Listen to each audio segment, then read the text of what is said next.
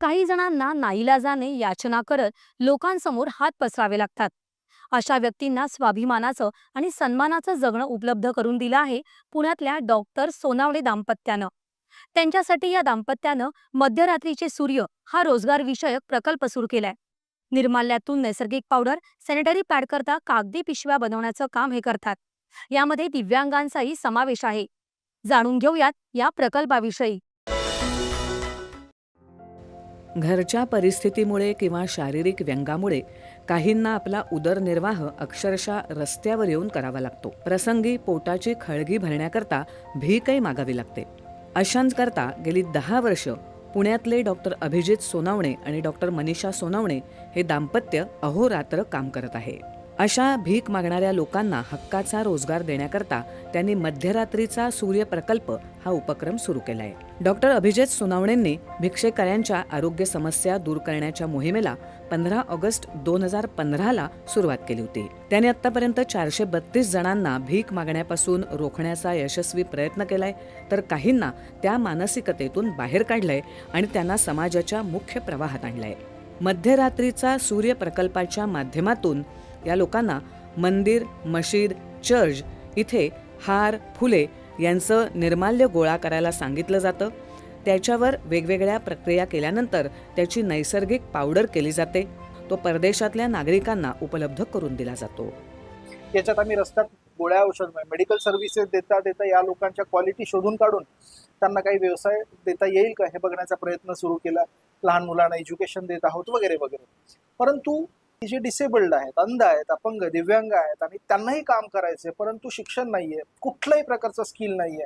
बिकेतून आपल्याला यांना बाहेर काढायचं आणि लोक जितकं आपण यांना कामाची संधी देऊ तितके जास्तीत जास्त लोक भीक मागायचे कमी होतील आणि आपला भारत देश पूर्णपणे भिक्षेकरी मुक्त होईल, अशा या निर्धाराने आम्ही दोघं काम करत आहोत.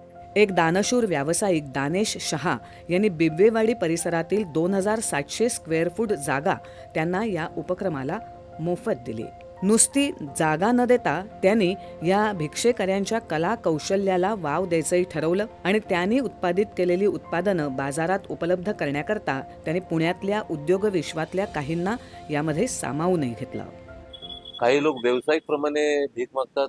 काही लोकांना काही करायचं म्हणून नाही म्हणून ते भीक मागतात. तर काही लोक असे आहे जे ज्यांना परिस्थितीमुळे ते भीक मागतात. त्यांना स्वतःला त्यांची इच्छा नसूनही त्यांना भीक मागायला लागतं परिस्थितीमुळे. तर ॲटलिस्ट असल्या लोकांना आपण ह्याच्यामधनं बाहेर काढून त्यांना एक डिग्निफाईड लाईफ कसं ते जगू शकतील. कॉर्पोरेशनची पण बरेच वेळा हे करण्यानंतर पण आम्हाला जागा भेटली नाही. तरी मग आम्ही आमची स्वतःची जागा होती ती आम्ही याच्यासाठी उपयोग केली. ह्याच्या पाठीमागं करण्याचा हेतू असा की हा एक पायलट प्रोजेक्ट आहे. ही संकल्पना इथं सक्सेसफुली एकदा राबवता आली तर ही दुसऱ्यांना बघता येणार.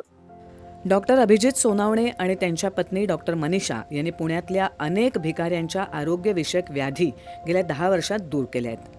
त्यांनी आतापर्यंत 402 भिकाऱ्यांना रोजगार मिळवून दिलाय. हे भिक्षेकरी आता छोट्या मोठ्या उत्पादनातून पैसे कमवू लागले आहेत. या प्रकल्पामध्ये 15 जण वस्तू तयार करणं, 15 जण कच्चा माल जमवणं आणि उर्वरित वस्तू विकण्याचं काम करतात. या प्रत्येकाला 200 रुपये मानधन, वाहतूक खर्च, चहा, नाश्ता, जेवण आणि 1 महिना पुरेल इतका किराणा दिला जातो. 1993 पासून मी पुण्यात स्थायिक आहे. माझे आई वडील खरं तर एक चांगले आहेत, चांगल्या घरात वगैरे आहेत, त्यांच्या बऱ्यापैकी परिस्थिती आहे. परंतु मी पुणे स्टेशनला राहतो.